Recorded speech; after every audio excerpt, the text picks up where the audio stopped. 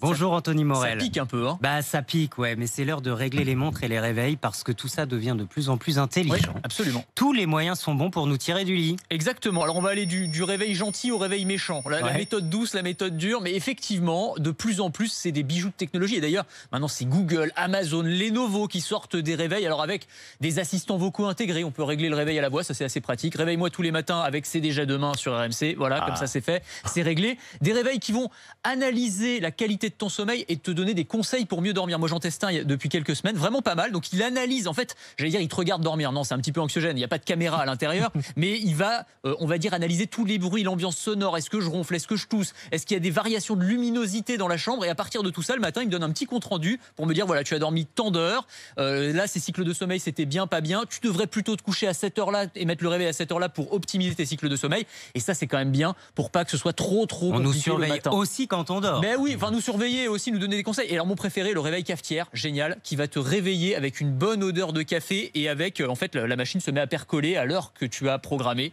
et tu te réveilles avec un petit espresso qui est prêt sur la table de chevet. Pas mal. Bon, ça c'est la méthode douce qui nous attire. Il y a aussi des méthodes impitoyables. Le réveil qui va te forcer à sortir du lit pour l'éteindre. C'est-à-dire le réveil robot, par exemple. Ça c'est celui qu'il faut à Charlemagnien. Alors, non, moi j'ai un bébé, c'est à peu près le même principe.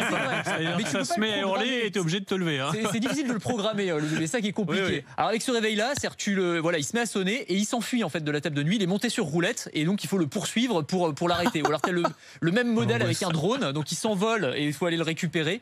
Donc voilà, des petits modèles comme ça pour pouvoir bien se faire plaisir le matin. Le mieux c'est de se réveiller avec nos douces voix, mais bien sûr, les voix de la radio. Évidemment. Une application pour ça. Petite application qui vient de sortir que je vous conseille qui s'appelle Radio Player, qui veut réinventer le poste de radio à l'heure du numérique aujourd'hui. Alors surtout quand on est en mobilité d'ailleurs, on a toutes les applis des différentes radios et tout. Bah là vous avez toutes les radios sur la même appli. C'est un peu comme Netflix en termes de navigation, donc très très pratique. Vous avez des centaines de radios, de web radios, tous les podcasts également. Donc vraiment super pratique. Et puis vous êtes géolocalisé, donc vous avez tous les décrochages locaux en fonction de l'endroit où vous vous trouvez. Donc vraiment pour les fans de radio, je vous conseille cette application Radio Player qui a été lancée par toutes les radios de France. Moi ce matin je me suis mis un réveil à 10h.